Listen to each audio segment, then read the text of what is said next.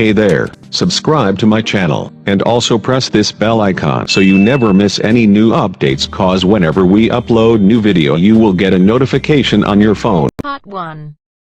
1. You will hear 3 conversations. The first and the third between 2 students, and the second between a student and a clerk. First, you have some time to look at questions 1 to 5.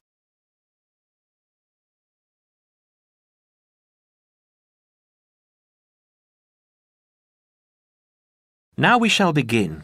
You should answer the questions as you listen, because you will not hear the recording a second time. Listen carefully and answer questions 1 to 5. Hi, it's Mike, isn't it? Yes, and you're... Phoebe. Phoebe, right. Where are you headed? I'm looking for the main hall. So am I. Are you going there to register for next year? Yes, I was told to go to administrations and fill in an application form. That's what I'm about to do. I went to information and they told me it was at the end of this corridor. Then we have to turn left and immediately right. That should lead us to the exit, where opposite we should find the entrance to ground level main hall. It's a big old red building. From there we need to go to the first level and then follow the signs. Apparently it's the second office opposite the foyer. It would be pretty hard to miss. That sounds easy. It shouldn't be too hard to find. Well, since we're both heading in that direction, let's go together. Hopefully it won't take too long. I haven't had anything to eat and I'm starving. Me too.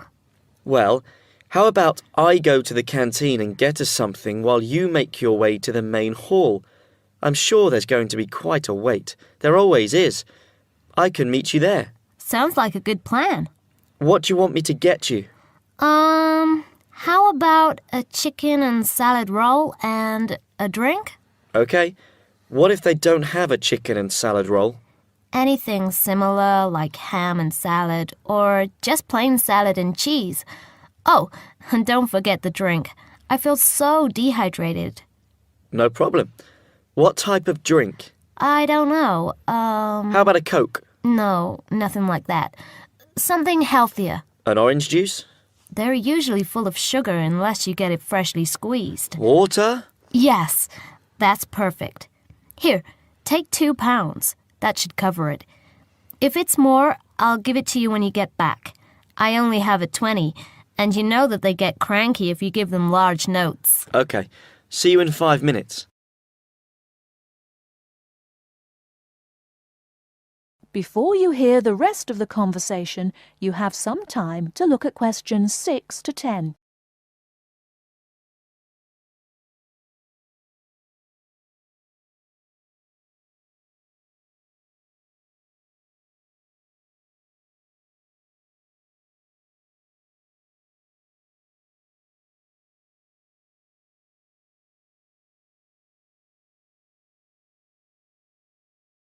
Now listen and answer questions 6 to 10. First year economics. I'll just have to fill out this form for our records. What's your name? Phoebe Payne. Can you spell that for me? Sure. P-H-O-E-B-E-P-A-Y-N-E.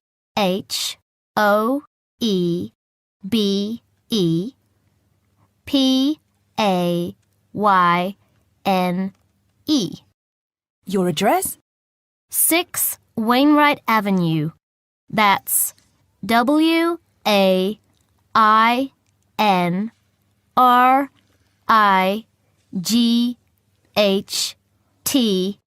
Nottingham. Nottingham. And your phone number? It's not connected yet. I've just moved in. Okay. When you get your phone connected, contact us. I'll just make a note that your phone number is to be advised. I'll do that. What course were you doing? Law? No, economics. First year. First year economics. Yes, that's right. Okay. Take this card across to the economics department and get it stamped. And then you need to come back here to pay your fees. I've made an arrangement to pay in installments. Do you have any documentation verifying that? Yes, I have a statement from administration. OK, when you return, we'll have a look at it. Thank you very much. Here you are. It was quicker than I thought, but I have to get this card stamped and return here to organize my fees. That's good. It means that I won't have to wait long either. How did you get on? What with? Oh, the food. Well, there wasn't much left, so I got you a cheese and tomato sandwich and water. That's fine. Do I owe you any more? No, I need to give you back £3. But I only gave you 2. Oh, yeah. I thought you gave me a £5. OK, so we're square.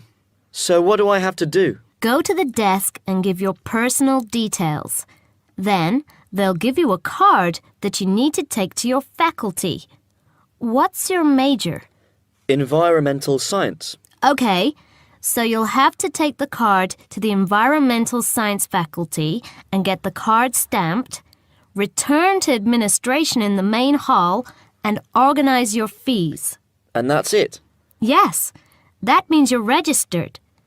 Then we receive a letter with the details of our course where we'll be informed to go to the notice board or online to find out when and where our lectures are. OK. Let's have this bite to eat first. That is the end of part 1. You now have half a minute to check your answers.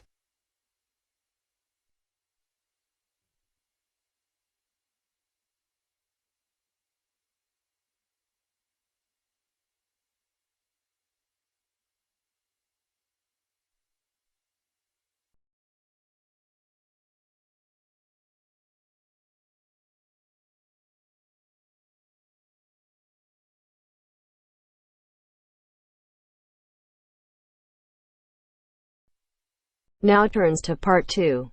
Part 2. 2. You are going to hear a talk given by an international student. First, you have some time to look at questions 11 to 16.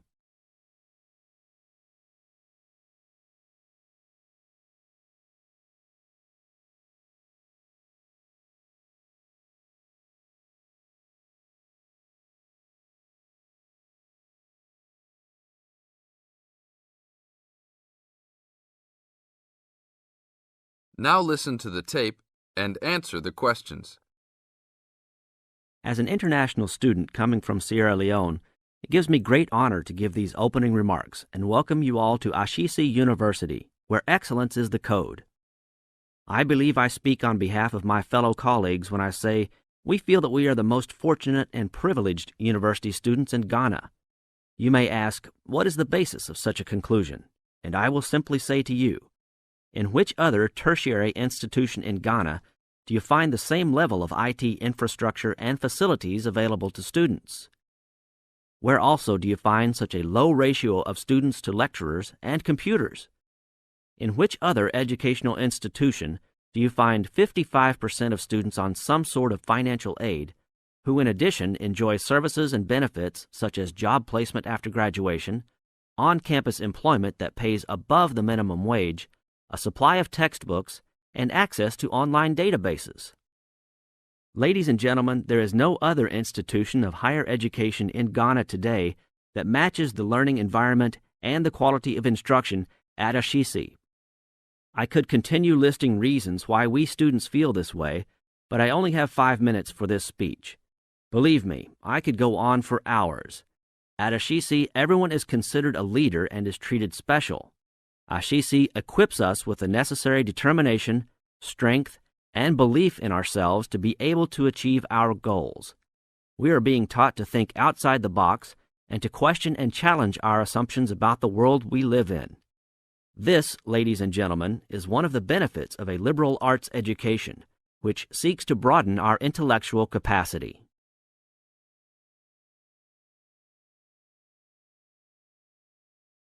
Now look at questions 17 to 20.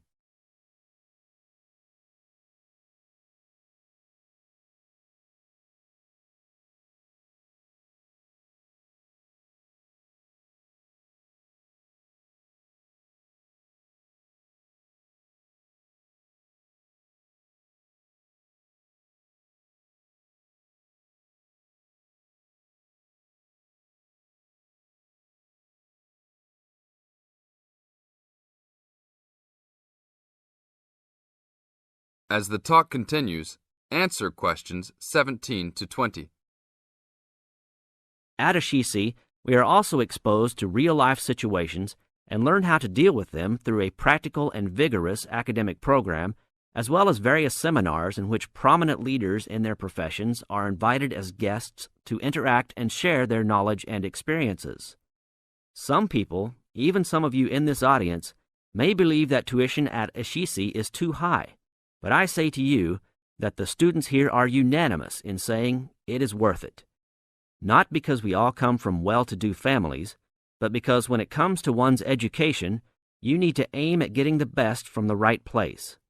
One's education defines who you are and what your perception of life and society will become. Ashisi offers us a top-quality education which meets high international standards. This is due to the strong linkages the school has established with three of the very best schools in the United States, namely Swarthmore College, which is ranked as the best liberal arts school in the U.S., UC Berkeley, and the University of Washington. In addition, Ashisi has recruited an excellent faculty consisting of lecturers from various countries, including Ghana, the UK, and the United States. These lecturers are among the best in their respective academic fields.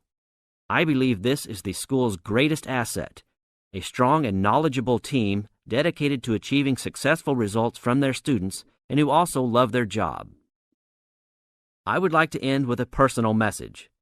My fellow students, because we are among the most privileged in our society, we should take responsibility for our own destinies, make our parents proud, and create a legacy for those that follow us and Africa as a whole. We must give back to our society after completing school and achieving our goals in life, which I believe we all can if we properly utilize our time and take advantage of all that is offered here at Ashisi. That is the end of part 2. You now have half a minute to check your answers.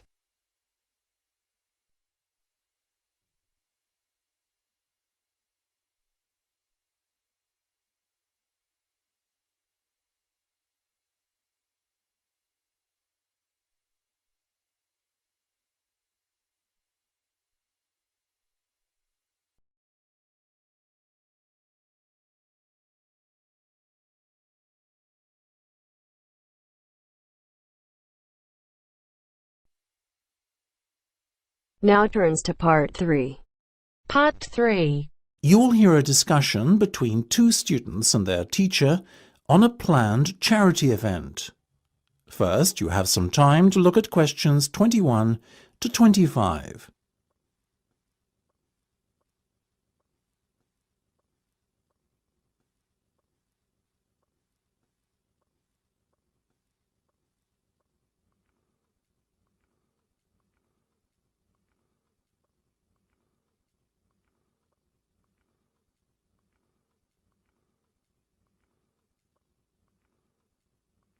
Now listen carefully and answer questions 21 to 25. So, are you making any progress with your plans for our annual charity event? I guess first things first. Have you decided what charity it will be in aid of this year? We're thinking about Help the Children Africa, sir. Well, that's Mark's idea, sir, but I myself prefer a local charity called the Meals on Wheels. I'd have to agree with Laura on this one, Mark.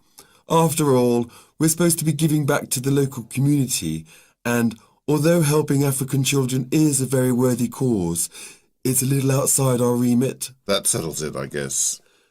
Moving on from the beneficiary question, have you made a decision on what type of event it will be? Yes, we plan on doing something a little different this year. We're calling the event Balloonathon. Basically, we're going to offer balloons for sale to all the students. Balloons? I don't see where you're going with this. Why would they want to buy a balloon? Well, here's the thing. We don't actually give them the balloon. Instead, we'll write their name on it along with the special phone number, and then we'll release all the balloons into the air. When they fall to the ground, if a person finds one and rings a special number, then both he and the student who've bought the balloon will win a gift voucher. That sounds like an excellent idea, guys. Well thought out. This balloonathon has a real novelty value attached to it, don't you think? Exactly what we said, sir. The only drawback is that the gas you put into the balloons is rather expensive. How much? About £20 per canister, and we'll need about 10. And how many balloons are you planning to blow up? Well, there are over 1,000 students in the school, so if even 1/3 of the students buy one, we'd need about 350 balloons. We've decided to order 500 so we don't run out. The good thing is we can return the canisters of gas if we don't use them, and the balloons aren't expensive, so there's no real risk of us spending a lot of money without getting a good return. You two have really thought this one out. I'm impressed. Before you hear the rest of the discussion, you have some time to look at questions 26 to 30.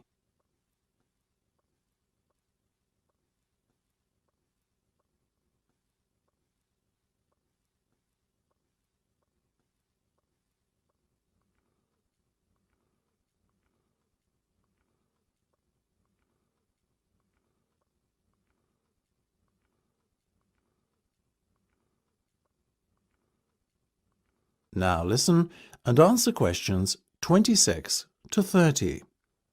Thank you, sir. So, how much money do you think we can raise?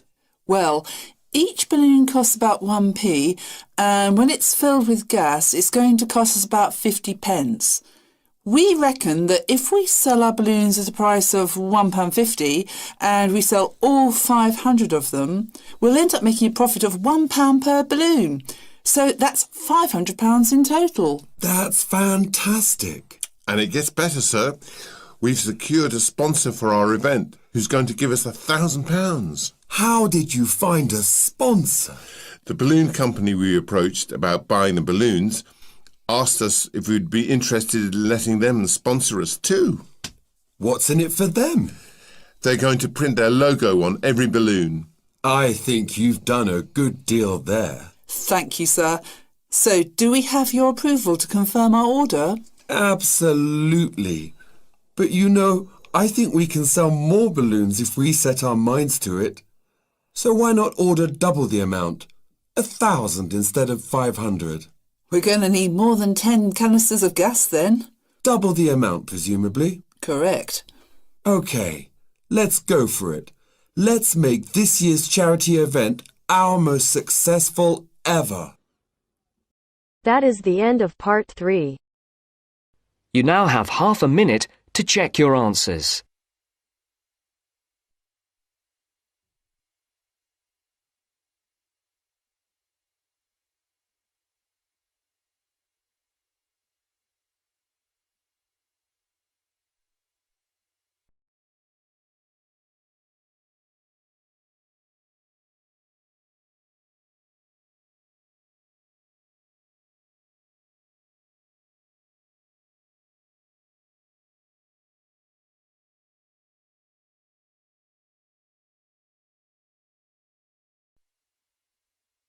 Now turns to part 4.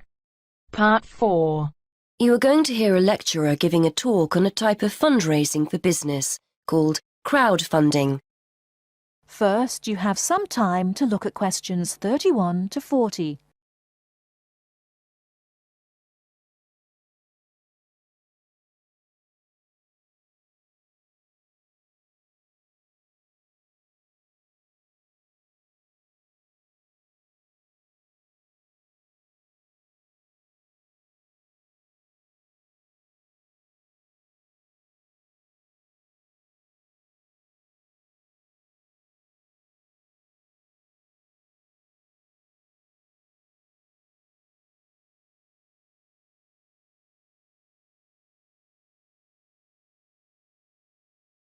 Now, listen carefully and answer questions 31 to 40.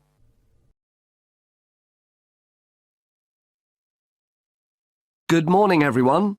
Today, we're continuing our look at funding opportunities for small startup businesses. The emergence of social media has given companies the ability to connect with fans and potential customers directly. On the back of the growth in social media, A model of raising finance has emerged known as crowdfunding. This revolutionary way of raising finance began with micro-lending in the 90s. More recently, an equity-based model has emerged that allows people to invest directly in a new company. We're going to examine this in more detail later, but let's turn first to a third model, which I'll term a fan-based model. With this model of crowdfunding, individuals are encouraged to give an amount of money to support the launch of a project or initiative without the promise of any financial return. Instead, there's a reward for donating.